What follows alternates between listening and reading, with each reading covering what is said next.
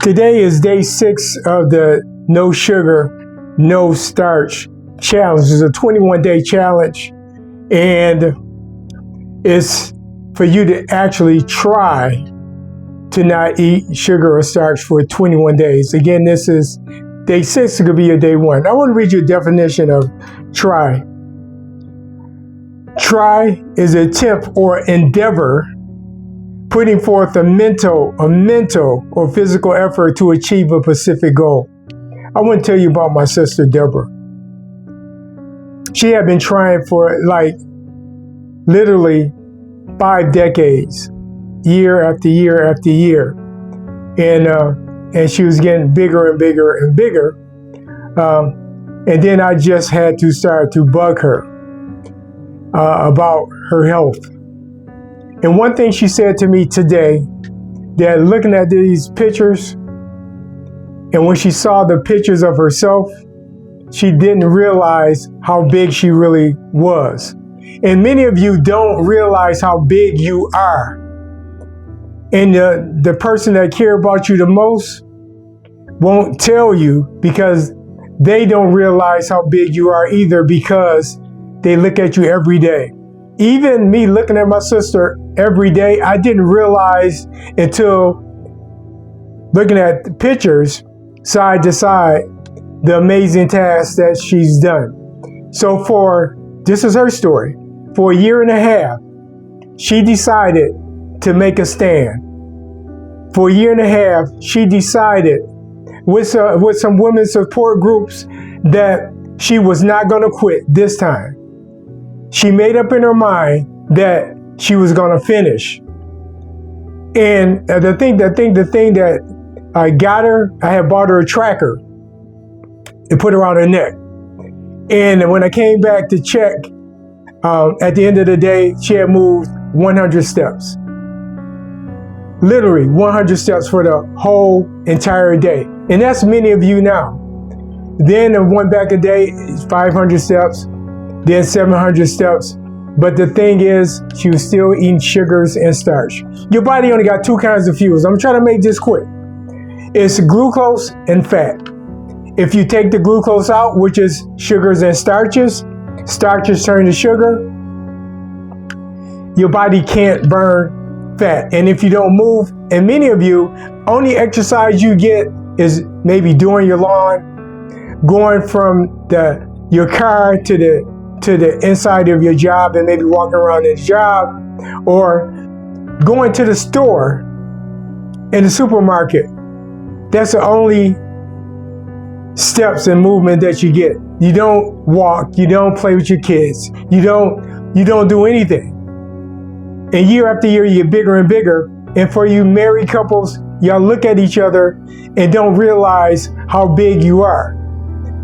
This is a matter of loving each other enough to tell each other the truth that, honey, we have to do something about this. Look at us. Life is life. You're taking care of the kids, you're doing everything you can, but you're neglecting yourself and your health. Wealth is health. Without your health, you can't make no wealth.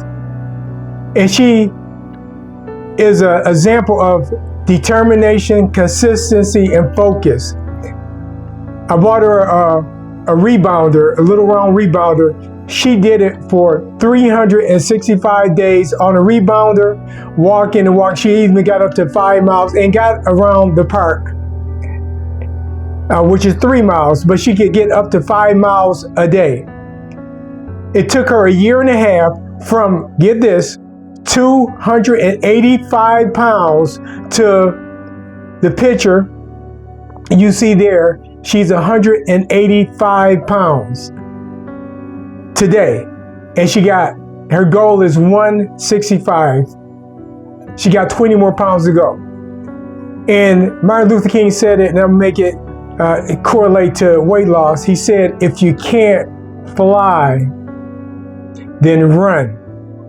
If you can't run, then walk. Walk. And if you can't walk, then crawl. But by all means, you gotta keep it moving. You have to draw a line in the sand. When you're in your own body, you don't even know how big you are. And the sad thing about it, it's almost like a global epidemic with babies now. Babies' normal weight is between 6 and 9 pounds. Babies are being born between 9, 13, 14, even 15-pound babies because the mother is overeating. And it's called fetal macrosomia. That's they call overweight babies. So really fat babies. And some of your kids, you can look at them now and you're feeding them. You're making them fat. But the sadder part about it, they don't know they're fat. Fat has been normalized in the United States. 74% of all Americans are either obese, overweight, or severely overweight. It's been normalized, and I can tell you this. I've seen 2 fat people, and not to belittle anybody's fat, but arguing. One is a little smaller than the other one, and the other guy is calling the other guy a fat ass, and both of them are big because it has been normalized. We see so many people that are overweight, it's become normal. And when you see other people, you think you're normal and you're not. When you're 20 and 30 and 40 and 50 pounds overweight, that's not living. That's you not paying attention to yourself. And for